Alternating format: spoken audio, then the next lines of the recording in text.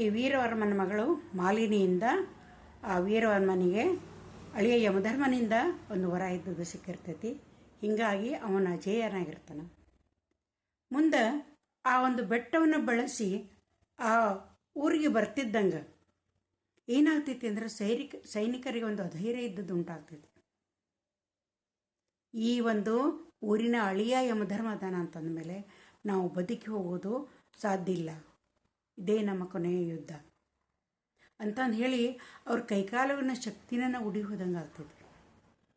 ಅವರು ಆ ನಗರವನ್ನು ನೋಡ್ತಿದ್ದಂಗೆ ಕುಸಿದು ಬೀಳಕ್ಕೆ ಶುರು ಮಾಡ್ತಾರೆ ಎಷ್ಟೋ ಸೈನಿಕರು. ಆವಾಗ ಋಷಿಕೇತು ಏನು ಹೇಳ್ತಾನೆ ಅಂತಂದ್ರೆ ಅಲ್ಲಿಯೇ ಅವನೇನಂದ್ರೆ ವಿಶ್ರಾಂತಿಗಾಗಿ ಈ ಶಿಬಿರಗಳನ್ನು ಏರ್ಪಡಿಸ್ಬಿಡ್ತಾನೆ. ಕೃಷ್ಣನಿಗೆ ಹೇಳ್ತಾನೆ, ಕೃಷ್ಣ, ನಮ್ಮ ಸೈನಿಕರು ಬಹಳಷ್ಟು ಹೆದರಿಬಿಟ್ಟಾರ, ಅವ್ರ ಯುದ್ಧದಲ್ಲಿ ಆಸಕ್ತಿ ಎಲ್ಲ ಅವ್ರಿಗೆ ಧೈರ್ಯ ಅನ್ನೋದನ್ನು ಉಳಿದಿಲ್ಲ.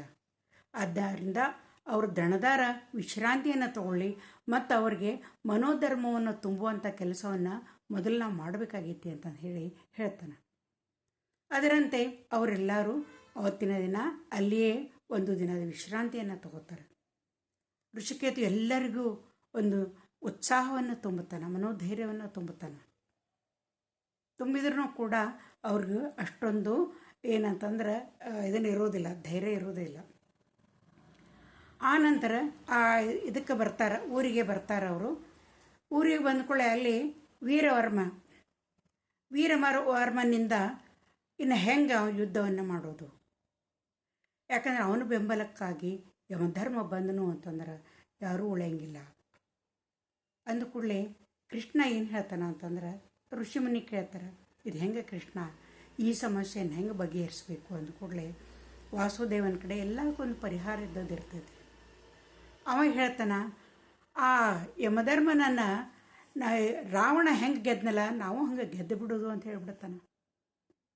ಆಗ ಅವ್ರಿಗೆಲ್ಲ ಆಶ್ಚರ್ಯಕ್ಕೆ, ರಾವಣ ಯಮಧರ್ಮರಾಯನನ್ನು ಗೆದ್ದಾನ ಅಂತ ಹೇಳಿ ಕೇಳ್ತಾರೆ. ಆಗ ವಾಸುದೇವ ಒಂದು ಕಥೆಯನ್ನು ಹೇಳ್ತಾನೆ. ತ್ರಿಲೋಕವನ್ನು ಬ್ರಹ್ಮನಿಂದ ವರ ಪಡೆದಂಥ ರಾವಣ ತ್ರಿಲೋಕಗಳನ್ನು ವಶಪಡಿಸ್ಕೊತಾನೆ, ತನ್ನ ಆಧಿಪತ್ಯವನ್ನು ಸ್ಥಾಪನೆ ಮಾಡ್ತಾನೆ. ಮೊದಲು ಪಾತಾಳವನ್ನೆಲ್ಲ ವಶಪಡಿಸ್ಕೊತಾನೆ, ಭೂಲೋಕವನ್ನು ವಶಪಡಿಸ್ಕೊಳ್ತಾನೆ, ಆ ನಂತರ ದೇವಲೋಕಕ್ಕೆ ಲಗ್ಗೆಡ್ತಾನೆ. ಆವಾಗ ಇಂದ್ರ ಭಯಭೀತಾಕ್ಕನ, ಇವ ನನ್ನ ಒಂದು ಪದವಿಯನ್ನು ಕಸೊಳತಾನ ಅನ್ನೋದು ಅವ್ನಿಗೆ ಗುರ್ತಾಗ್ತೈತಿ.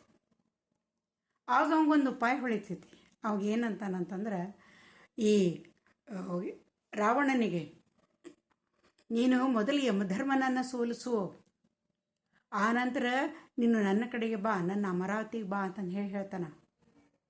ಆಗ ರಾವಣಗೆ ಅನಿಸ್ತೈತಿ, ಇಷ್ಟೆಲ್ಲ ಮಂದಿನ ಸೋಲಿಸೇನೆ, ಎಲ್ಲ ನನ್ನ ಅಧಿಪತ್ಯದೊಳಗೈತಿ, ಯಮಧರ್ಮ ಏನು ದೊಡ್ಡಿದನ ಅಂತ ಹೇಳ್ತಾನೆ. ಹೇಳಿ ಆ ಅಮರಾವತಿಗೆ ಹೋಗೋದನ್ನು ಬಿಟ್ಟು ಈ ಯಮನ ಒಂದು ಸಂಯಮನಪುರ ಅಂತಂದು ಹೇಳಿರ್ತೇವೆ, ಸಂಯಮನಿಪುರ ಅಂತಂದು ಹೇಳಿ ಆ ಒಂದು ಊರಿಗೆ, ಯಮಧರ್ಮನ ಊರಿಗೆ ರಾವಣ ಇದ್ದವ ಬರ್ತಾನೆ. ಆಮೇಲೆ ಬಂದು ಅವನ ಜೊತೆ ಯುದ್ಧ ಮಾಡ್ತೇನೆ ಅಂತಂದು ಹೇಳಿ ಏನಂತಂದು ಹೇಳಿ ಜೋರಾಗಿ ಅವನು ಗರ್ಜನೆಯನ್ನು ಮಾಡಿದ ಕೂಡಲೇ ಯಮಧರ್ಮರಾಜ ಸಿಟ್ಟು ಬರ್ತೈತೆ, ಅವನು ಭಾಳ ಸಿಟ್ಟು ಬರ್ತೈತೆ. ಇವ್ಯಾವ ನರಕ್ರಿಮಿ ಇವನು ಹೊಸಿಗೆ ಹಾಕ್ತೇನೆ ಅಂತಂದು ಹೇಳಿ ಯಮಧರ್ಮರಾಜ ಬರ್ತಾನೆ. ಬಂದ ಕೂಡಲೇ ಇವನನ್ನು ಹೊಸಿಗೆ ಹಾಕ್ತೇನೆ ತನ್ನ ಮೃತ್ಯುದಂಡವನ್ನು ಅವನು ತೊಗೊತಾನೆ. ತೊಗೊಂಡು ಕೂಡಲೇ ಆವಾಗ ಬ್ರಹ್ಮ ಇದ್ದದ್ದು ಪ್ರತ್ಯಕ್ಷಕ್ಕನ. ಯಮಧರ್ಮ ತಡೆ, ಯಾಕಂದ್ರೆ ರಾವಣನಿಗೆ ನನ್ನಿಂದ ಒಂದು ವರ ಕೊಟ್ಟೇನೆ, ನಾನು ಒಂದು ವರವನ್ನು ಕೊಟ್ಟೇನೆ, ಮನುಷ್ಯ ಮಾತ್ರ ಸಾವು ಬರಲಿ ಅಂತಂದು ಹೇಳಿ ಅವನ ವರವನ್ನು ಕೇಳೋಣ. ಸಮಸ್ತ ಚರಾಚರ ಜೀವಿಗಳ ಒಂದು ಪ್ರಾಣ ನಿನ್ನ ಕೈಯೊಳಗೈತಿ, ಆದ್ರೆ ಈಗ ನೀ ಅವನ್ನ ಕೊಂದೆ ಅಂತಂದ್ರೆ ನಾ ಕೊಟ್ಟಂಥ ವರ ಸುಳ್ಳಾಕೈತಿ, ಅದಕ್ಕೆ ಅವನನ್ನು ಬದುಕಾಕ ನೀ ಬಿಟ್ಟುಬಿಡು ಅಂತ ಹೇಳ್ತಾನೆ. ಹಿಂಗೆ ಅಂದ್ಕೊಳ್ಳಿ, ಇನ್ನು ಬ್ರಹ್ಮ ಹೇಳಿದ ಕೂಡಲೇ ಯಮಧರ್ಮನಿಗೆ ಇಲ್ಲ ಅನ್ನಕ್ಕೆ ಬರೋದಿಲ್ಲ. ಅವನೇನು ಮಾಡ್ತಾನೆ ಅಂತಂದ್ರೆ, ಆಯಿತು ಹೋಗಲಿ ಹೆಂಗಾರು ಬದುಕೊಳ್ಳಿ ಅಂತ ಹೇಳಿ ಆ ರಾವಣನನ್ನು ಬಿಟ್ಟು ಅವ ಹೋಗಿಬಿಡ್ತಾನೆ. ಹೋಗ್ಬಿಟ್ಕೊಳ್ಳಿ, ರಾವಣ ಬರ್ತಾನೆ, ಅಲ್ಲೆಲ್ಲ ನೋಡ್ತಾನೆ, ಯಮಧರ್ಮ ಕಾಣೋದಿಲ್ಲ. ಆವಾಗ ಅವ್ನು ಭಾಳ ಖುಷಿ ಆಕೈತಿ, ಯಮಧರ್ಮನನ್ನು ನಾನು ಗೆದ್ದೆ ಅಂಥೇಳಿ ಅಹಂಕಾರದಿಂದ ಅವನು ಮತ್ತೆ ಏನಂತಂದ್ರೆ ತಿರುಗಿ ಹೋಗ್ತಾನೆ. ಈ ಕಥೆಯನ್ನು ಕೃಷ್ಣ ಹೇಳ್ತಾನೆ ಇದೇ ರೀತಿ ಏನಂತಂದ್ರೆ ನಾವು ಗೆಲ್ಲೋ ಮಾರ್ಗವನ್ನು ಹುಡುಕಬೇಕು ಅಂತಂದು ಹೇಳಿ ಅವನು ಹೇಳ್ತಾನೆ. ಈ ಒಂದು ವೀರವರ್ಮನನ್ನು ಆ ಯಮಧರ್ಮನನ್ನು ಹೆಂಗೆ ಗೆದ್ರು ಅನ್ನೋದನ್ನು ನಾನು ನಾಳೆ ಇದನ್ನು